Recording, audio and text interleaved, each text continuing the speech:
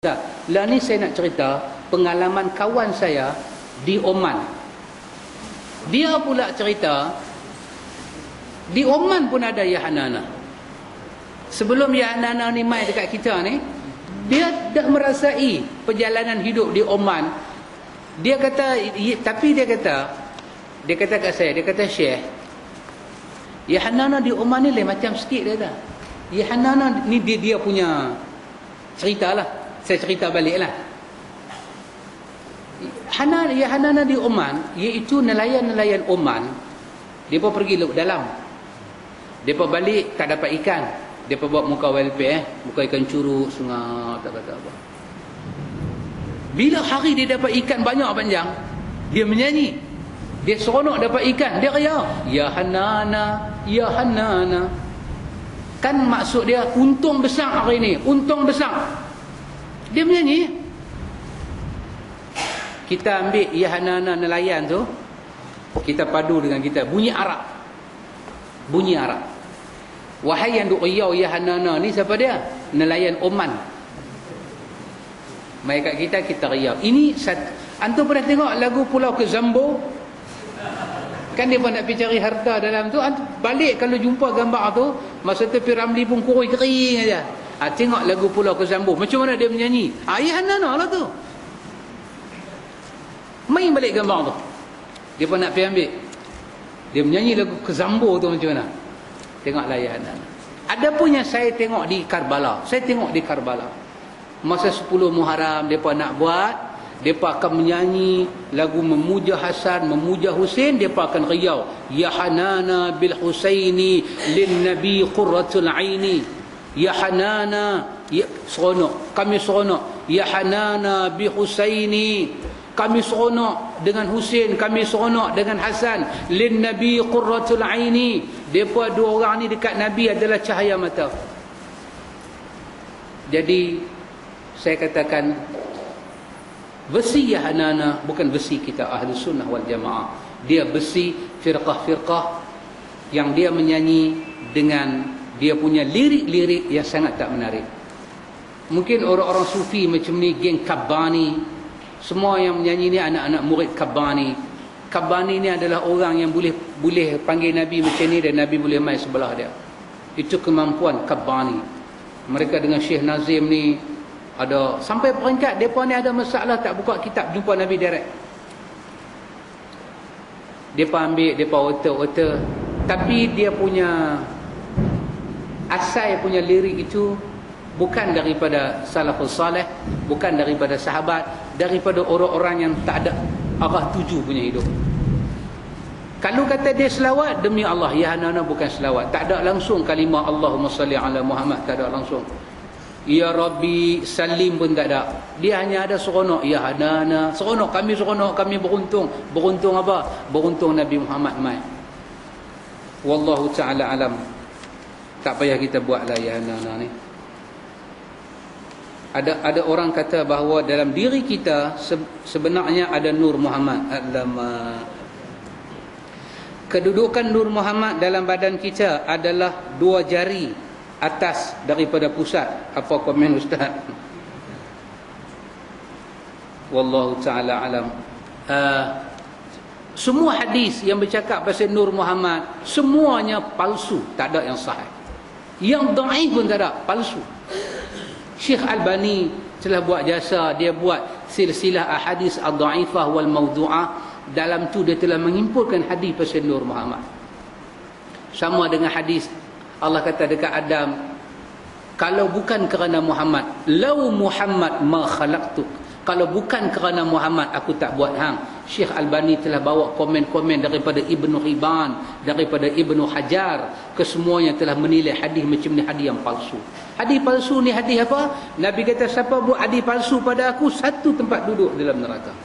Dan hadis palsu pasal Nur Muhammad ni duk ada dalam buku Marhaban. Demi Allah duk ada. Duk ada dalam buku Marhaban. Nur Muhammad. Apa dia?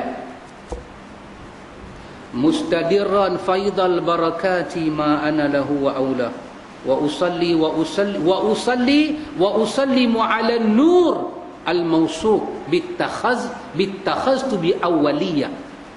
Aku berselawat dan aku bersalam bin nur, kepada Nur Muhammad yang berpindah dari satu dai ke satu dai. Quran kata innallaha wa malaikatahu yusalluna 'alan nabi.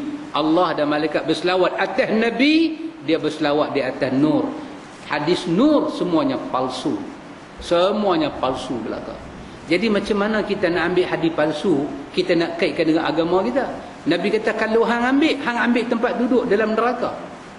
Maka hadis ni nama dia hadis tong sampah. Macam mana kita buang bekas nasi lemak dalam tong sampah, buanglah ni pun dalam tong sampah. Hadis tong sampah nama dia. Dia kata 2 jari dengan pusat kita. Mari kita ukur tengok 2 jari dengan pusat kita jumpa apa Pak Mik?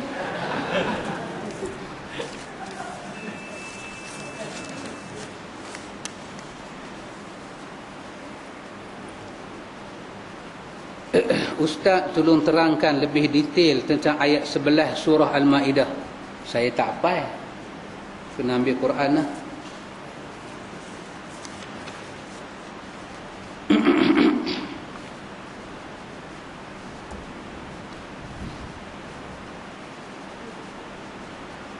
Ustaz, benarkah Nabi Ibrahim masa kecil-kecil lagi bapa dia letak dia dalam gua sebab Raja Namrud juga percaya Fir'aun seperti Fir'aun bunuh anak-anak laki-laki pada zaman dia?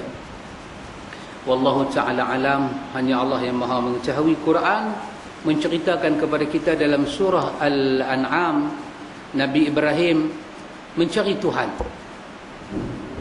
Falamma ra'aitul qamara bazighah, Nabi Ibrahim tengok qamar, tengok bulan yang besar, dia kata haza rabbi, ini adalah Tuhanku.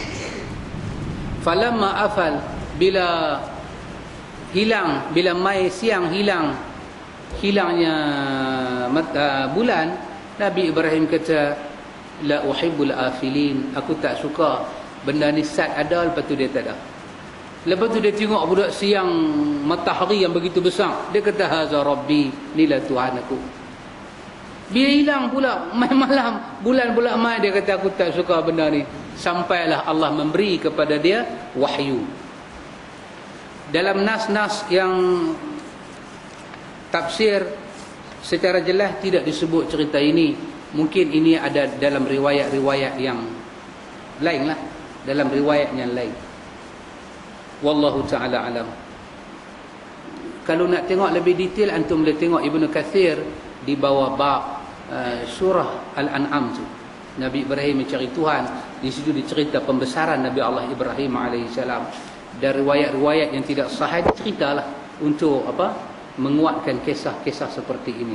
Ibrahim tanya pada bapa dia duk sembah apa. Ini semua dicerita oleh Al-Quran. Bapa jawab. Jadi kalau macam cerita Fir'aun, dia pelari anak dia besar mai balik. Wallahu ta'ala alam. Fir'aun tak suka dengan anak kecil dicerita.